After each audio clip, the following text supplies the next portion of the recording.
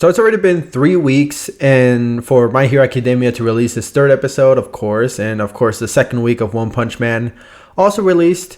And not during the time of this recording. I already saw both episodes earlier this week, but I haven't had the time to talk about it. So I figured, you know what, it's about time we talk about both of these anime, because I think there's plenty to talk about for both of them respectively, about their about their current status, their current, I would say, how people are looking at it right now. Because I think the contrast between My Hero Academia and One Punch Man Season 3, it's starting to show, kind of like the ups and downs, So we're going to talk a little about both. We're going to start with My Hero Academia first, all right? And then we'll talk about One Punch Man and pretty much all the crazy stuff that's been happening as well. So let's start with My Hero.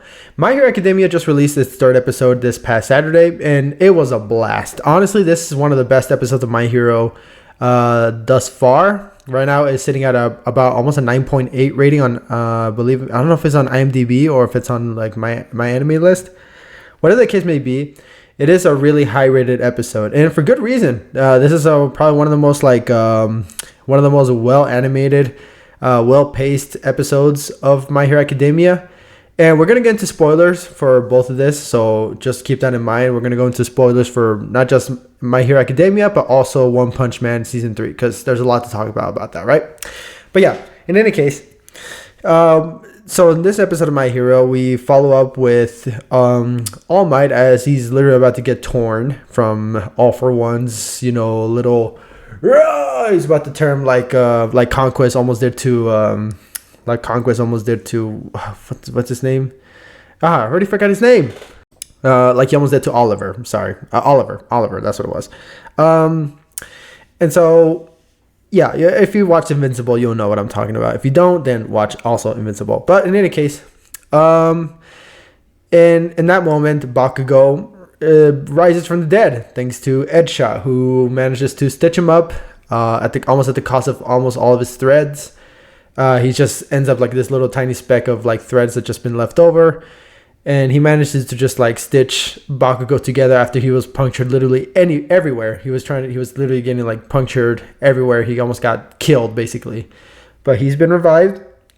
And All Might, before All Might gets to Bakugo, Bakugo rises up. He sees Deku fighting down there. He sees, Izuku fighting, Shigaraki, of course. And then the sequence where they both look at each other and then they know exactly what to do. Oh man, that sequence was insane, where he just grabs him and then throws him using gear shift. Oh my god, that was such an amazing scene. It was so well animated. From what I understand, the animator who also worked on One Piece did work on this one as well.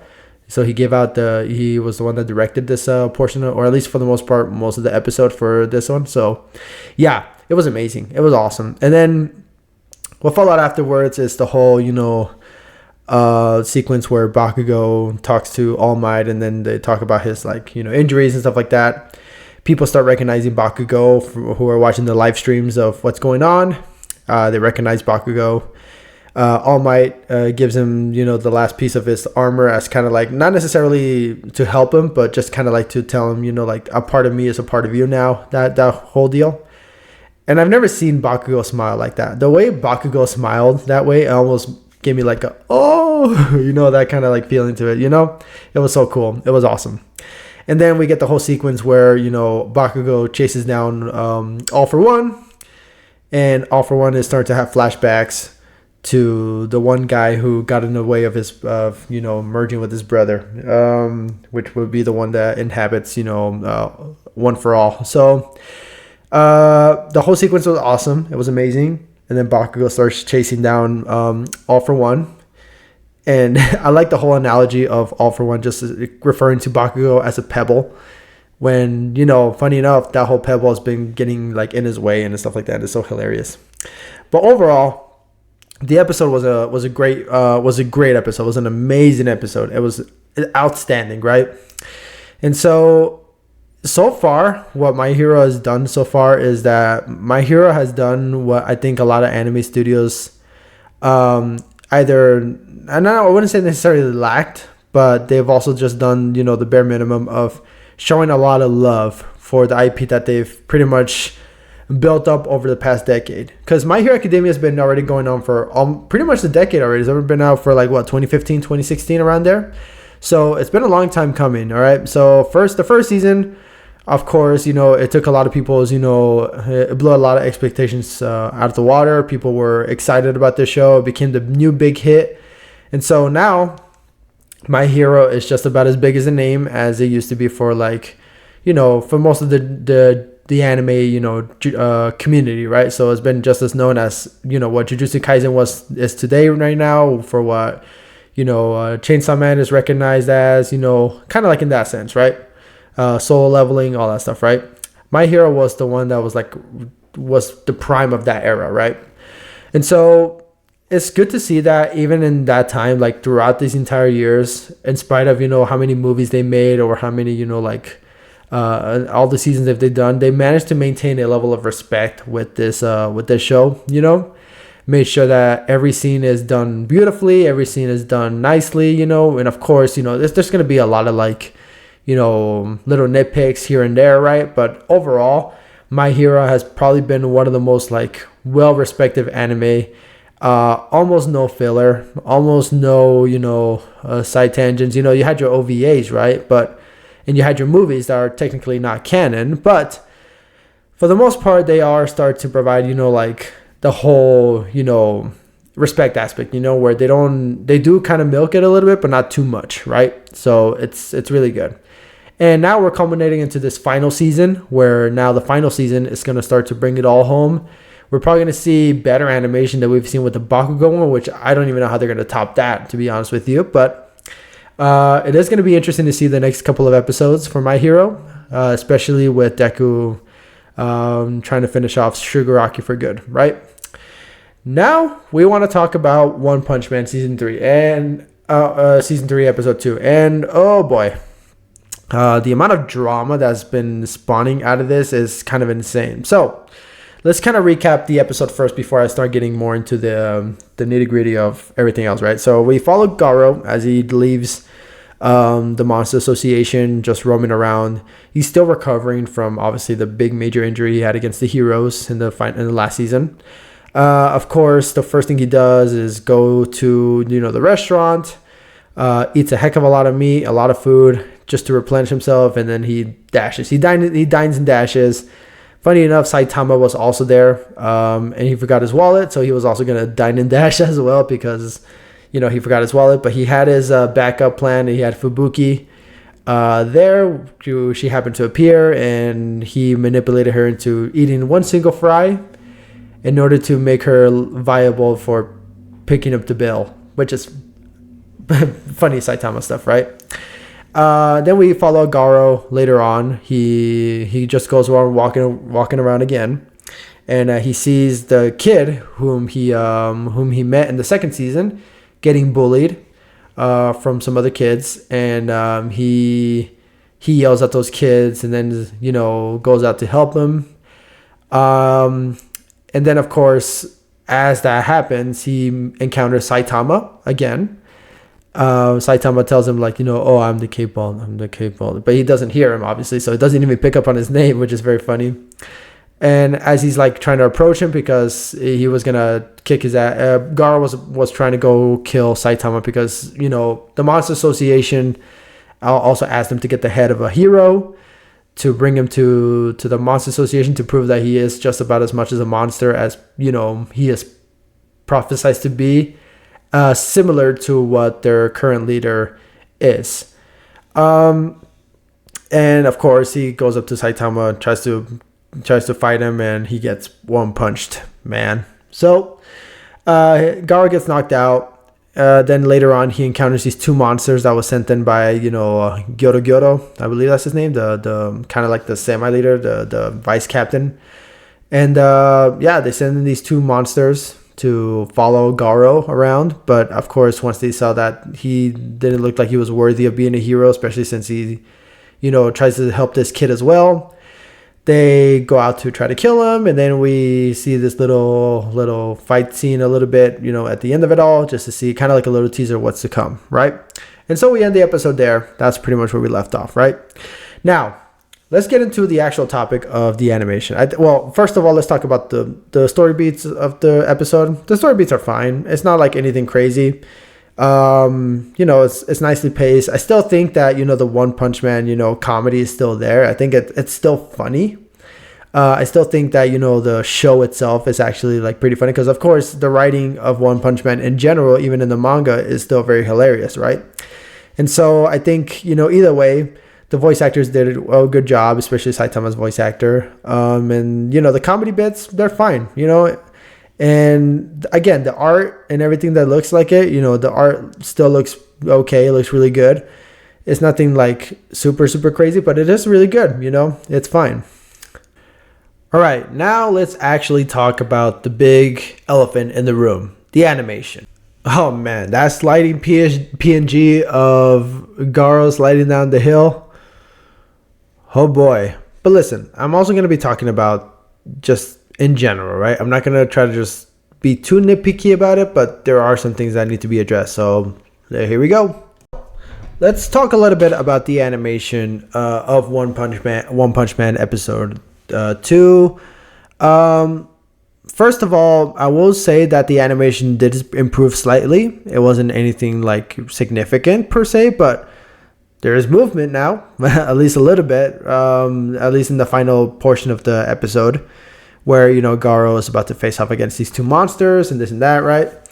And so it's safe to say that right now the animation is starting to improve slightly, but do I say that excuses what happens in the first or probably in the next couple of episodes for what it's worth when it happens to like cut into like these scenes where it's just still, images with just mouth flaps and all that stuff, right? Kind of, because let's kind of talk a little bit about what is actually at play here. So there's been this whole conversation about the animation studio JC staff, but the whole entire conversation isn't necessarily directed towards them. Like the whole criticisms and stuff like that haven't really been directed towards them. And you're probably wondering, well, aren't they the ones that are animating this? And the answer is, well, yes, of course, they're responsible for animating the show. But you have to understand that animation takes time and takes resources to do, right? You can't just expect artists and animators to just do all this stuff for little to almost nothing, right? Which I know has been a big issue in the animation industry, at least like before then. I don't know how it is now. Maybe it has improved. But it looks like, based on what's going on with One Punch Man, there's still some like blemishes in there, that needed to be addressed. But in any case, it seems like Bandai Namco has done the similar problem that they had with Blue Lock season 2, because keep in mind that Bandai Namco is also, was also the committee behind the Blue Lock season 2. They set their schedules, they set their resources and all that stuff, and because of that, season 2 ended up the way it did, and it's a bit of a shame because I think One Punch Man is much more deserving of a better animation timetable to work on than you would say for any other IPs. Because what's really funny about a lot of other shows, especially like a lot of, like isekais or, this new flood of villainess shows or all these new flood of like, these kind of like fantasy kind of like settings, is that for what it's worth, these anime, the difference is that they have a little bit of time. They may not have like the proper resources, or they don't have a lot of like, name power, as you would say, a Science Sorrow, Ufotable, Mappa. You would think, like, okay, well, yeah, they don't have a lot of budget or a lot of like recognition, but they still do some level of good job with their animation and stuff like that, even if some of them do lack a little bit of like, flair or anything like that, right? But the fact of the matter is that most of these shows that are probably out right now for the anime season have had probably more, if not like insane amount of movement than even One Punch Man episode 1 and episode 2 combined, So it's already looking like a bit of a problem in that regard. But again, the whole issue is because they had the time. They probably had a lot of time to work on these anime, even in spite of the resources. So because of that, they were able to put out something that at least is worth the while, right? One Punch Man seems to have fallen into the path of, the one where the committee had to decide on the studio to work on it. It fell to JC Staff. And from what I've been hearing a little bit is that JC Staff got the rights to do the animation for One Punch Man season 3. Unfortunately, now they had to make up for lost time because apparently there was still a little bit of a back and forth. And because of that, they were on a set timetable. They had to get this done soon, and it came out rushed. And again, it's a bit of a shame because I think if you had just said, listen, it's already been 6 years since the last season, right? And yeah, at some point, people are going to be asking like, oh, where's One Punch Man season 3, right? People are going to constantly ask that question, right? But I think you also have to understand that people were willing to wait that long for season 3, maybe they can wait a little bit longer, all right? You can just extend it for like a year or so, or like, heck, if things are really bad, extend it for 2 years, right? But overall, people are not really going to go all up in arms because at the end of it all, when the season eventually drops, it'll be in a better quality than it is now. But now we're in the spot where you didn't have the time, you didn't have the resources, and now we're getting a rushed version of One Punch Man that we probably won't be able to fix anytime soon because now it's just happened. So because of that, now we're in this situation. And again, like most of the gripe that I think a lot of people should have, or at least the anger, shouldn't be misplaced. It should not be at JC Staff. The animators and the director, which I'm going to talk to a little bit about this because this dude actually did respond. The animators, the directors, people that work for JC Staff don't deserve the blame, all right? They're talented animators, all right? I'm sure they are, right? It's just that like any other artist, like any other animator, they need time, they need proper resources, they need all that, right? It's just a committee. It's Bandai Namco. Again, like I said, Bandai Namco, this is already the second time they've done something egregious like this, right? Blue Lock Season 2 has already been having that issue, right? And I don't know if they're going to be responsible for Blue Lock Season 3, which has already been announced. But if they do, just give them the proper time. Maybe they'll work out something good. But overall, now One Punch Man has fallen into the whole Bandai Namco just give him too little time, and now it's becoming the way it is, right? And the director actually did respond as well to the whole thing. I have the tweet right here with me, so let me pull it up. It says here, it's sad to see kind fans who had high expectations get angry and curse, saying you betrayed our expectations, right? And listen, the director, he's probably in the same realm of people that shouldn't be blamed for the most part for what's going on, right? But he's not doing himself any favors responding the way he does, because what it sounds like is almost like he did do everything and anything that he could with this. He almost says it like he's defending something that he shouldn't have any reason to defend, right? Because I'm pretty sure his experience working on this show was probably a nightmare. And I don't want to get into it, of course. I'm not entirely sure what happens in the animation industry, so I'm not going to presume too much. But I can kind of assume that that is the case. You know, I'm just assuming, right? And I know what they say about assuming. It makes an ass out of you and me, right?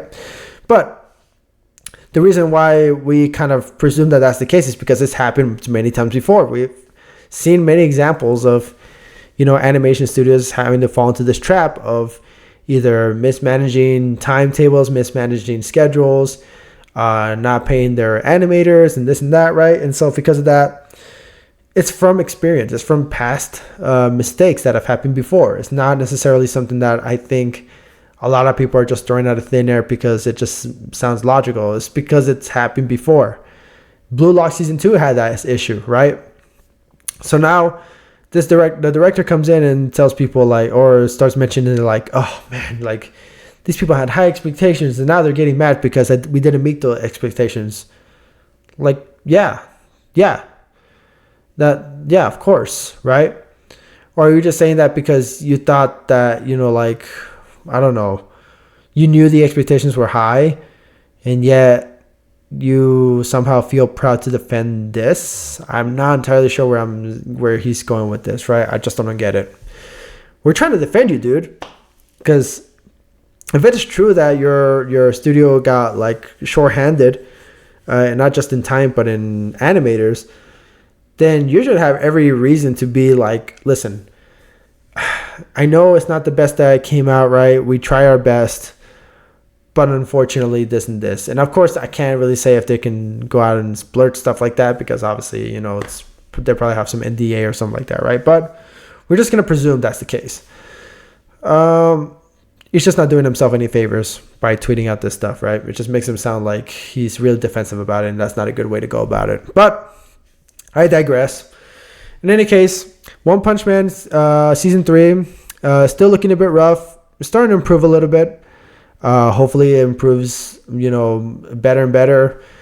I just hope it doesn't fall into that same trend that I mentioned in my last video about the whole like starting off almost like super bad, only to finish it off with a one episode that just completely changes everything, right? But you know what I feel about that trend. It's absolute garbage. I feel like a property like One Punch Man should absolutely have animation, top tier animation from start to finish. That's always been the case for a lot of shows. My Hero's proving that.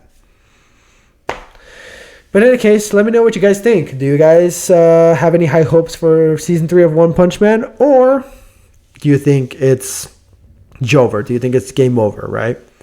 And of course, for My Hero fans as well, what do you guys think of the last episode? Do you think it'll be topped in the next episode?